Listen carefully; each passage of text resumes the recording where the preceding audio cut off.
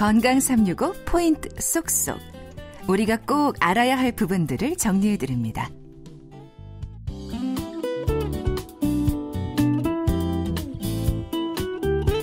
건강 365 주말의 건강 이야기, 연세대학교 강남 세브란스병원 심장내과 윤영원 교수와 함께하고 있습니다. 오늘 심근경색을 주제로 말씀 나누고 있는데요. 사계절 언제나 조심해야 되지만 특히 이제 요즘처럼 이렇게 일교차가 크고 기온이 낮을수록 심근경색 위험이 높아진다 이렇게 말하지 않습니까?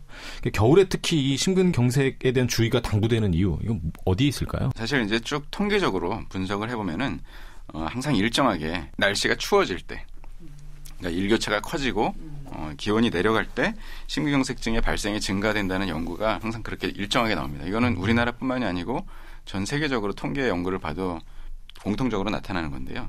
그래서 이제 기온과 분명히 이 심근경색은 연관이 있을 거다라고 얘기를 하는데, 심근경색증이 자꾸 발생하게 되는 이유는 이제 혈관의 톤과도 연관이 있거든요.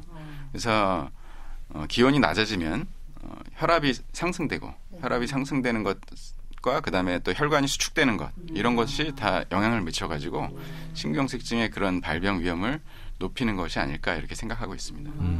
우리 그 요새 30, 40대 돌연사가 굉장히 사회적인 이슈가 되고 해서 우리 그 좀 걱정도 많이 하고 있는데, 이 돌연사의 주범이 심근경색이라고들 많이 알고 있거든요. 특징적인 증상이 있는지가 좀 궁금하고, 그다음에 하나 더, 그 심근경색에도 골든타임이 있는지. 네.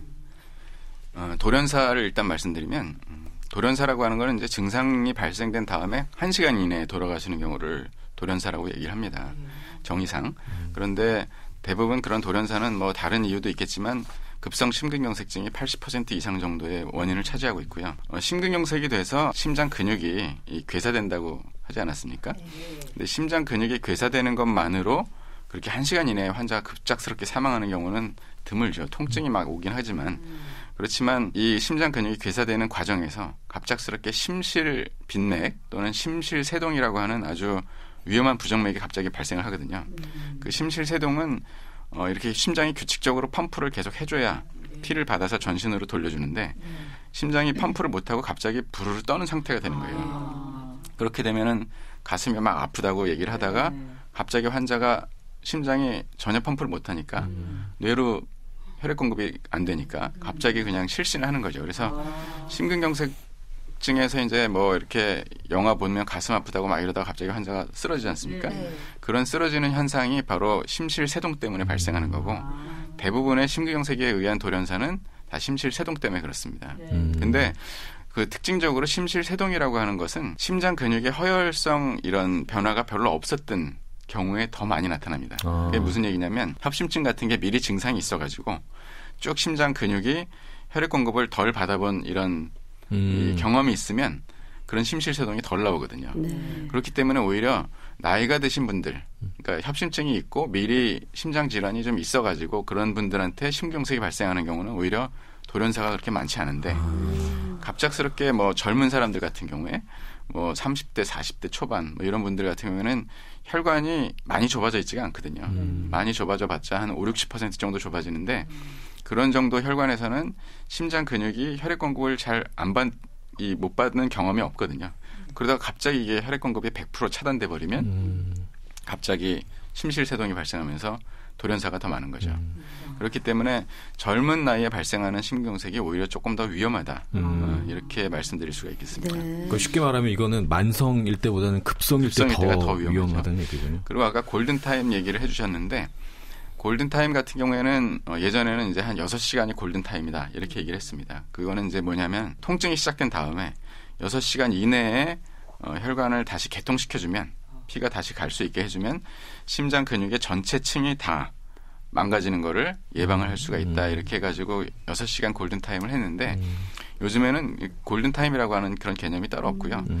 가급적이면 혈관을 빨리 뚫어준다든지 혈전용해를 해가지고 그 혈액 공급을 다시 개통시켜주는 것을 가급적 빨리 하면 좋다입니다. 그래서 왜냐하면 이 혈관이 막혀있는 시간이 길면 길수록 심장 근육의 손상 퍼센트는 점점 더 커지기 때문에 빨리 열어주면 조금이라도 심장 근육이 더 보존이 되겠죠. 그렇기 때문에 가령 우리나라 같은 경우에는 어디나 자기가 가슴 통증이 심하게 있다. 그러면은 심근경색 시술을 할 수 있는 병원들이 그렇게 멀리 있지 않거든요. 네. 그렇기 때문에 대개 뭐 한 2시간 이내에 병원에 다 갈 수가 있습니다. 그렇기 때문에 통증이 있으면 이건가 저건가 뭐 손 따고 이렇게 하는 게 아니고 빨리 응급실 가시는 게 답이죠. 방금 시술이라고 말씀하셨잖아요. 네. 근데 이제 수술도 있고 시술도 있는데 급성 심근경색 같은 경우에는 어느 비율이 더 높다고 볼 수 있어요? 급성 심근경색은 대부분 다 시술로 치료를 하게 됩니다. 그러니까 이제 수술이라고 하는 것은 가슴을 열고 그다음에 심장 수술을 하는 거죠.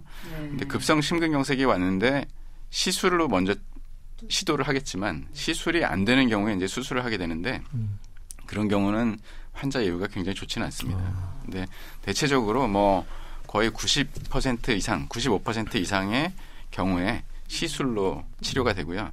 시술 결과는 상당히 좋은 편입니다. 요즘에는. 요새는 뭐 시술법도 굉장히 다양하다고 들었는데 어때요, 네. 교수님? 일단은 뭐 아까 말씀드렸듯이 심근경색증 원인이 혈관 사고고 그 혈관 혈전으로 갑작스럽게 이제 혈관이 막히는 거라고 말씀드렸기 때문에 막힌 혈관에다가 가느다란 이런 와이어라고 하는 철사줄을 넣고 거기를 이제 풍선으로 혈관을 이렇게 부풀려 가지고 막힌 혈관을 뚫고 또 거기에 혈전이 많이 있을 때는 그 혈전을 갖다가 그냥 풍선으로만 뚫으면 그 혈전들이 다 심장 근육에 모세혈관 같은 데 가서 박혀버리기 때문에 그런 혈전을 밖으로 빼내는 시술도 있습니다. 그래서 그런 시술도 하고 결국에는 스텐트를 넣고 그렇게 치료하는 것이 요즘 이제 심근경색 치료의 표준이 되겠죠. 그런데 콜레스테롤에 대한 관리와 함께 고혈압과 흡연이 지적이 되는 건 왜 그렇습니까, 교수님? 아까도 말씀드렸듯이 이제 혈관 질환은 위험인자가 있다고 말씀드렸지 않습니까? 네. 이제 조절할 수 없는 위험인자 대표적인 게 아까 유전이라고 말씀드렸고 또 한 가지는 이제 나이가 많아질수록 혈관 질환은 생기게 되겠고요. 그다음에 또 한 가지는 남자가 여자보다 많습니다. 네. 근데 거기에 비해서 조절할 수 있는 그런 것 중에 대표적인 게 이제 흡연하고 그다음에 고혈압 관리, 그다음에 콜레스테롤 관리거든요. 혈압이 높을수록 혈관에 미쳐지는 이런 압력이 세지기 때문에 아까 혈관을 싸고 있는 내피세포라고 말씀드리겠는데 그런 부분에 손상을 받기 때문에 혈관 질환이 더 빨리 생깁니다. 그래서 고혈압 있는 분들은 결국 나중에는 돌아가시는 이유가 혈압 자체로가 아니고 혈관 질환 때문에 돌아가시는 거예요. 그리고 당뇨병도 마찬가지입니다. 당뇨병도 혈당이 높으면 혈관 자체의 내피세포에 손상을 주기 때문에 혈관이 빨리 나빠지고 근데 흡연이 대표적으로 또 혈관도 또 나쁘게 하고 혈관을 수축시키거든요. 그래서 어쨌든 그런 흡연, 고혈압, 고콜레스테롤 혈증 이런 것들은 관리가 잘 돼야 됩니다. 근데 말씀하신 걸 들어보면 뭐 콜레스테롤도 그렇고요. 고혈압도 그렇고 당뇨도 그렇고 이게 다 가족력 위험이 큰 것들인데 흡연 빼고요. 가족력은 어떻게 해야 되나? 이런 분들은 좀 특히 관리를 더 잘 해야 된다는 거 말고는 뭐 다른 방법이 없겠네요. 예, 맞습니다. 이제 가족력이 있는 경우에는 사실은 이제 아무래도 좀 불리하다는 거죠.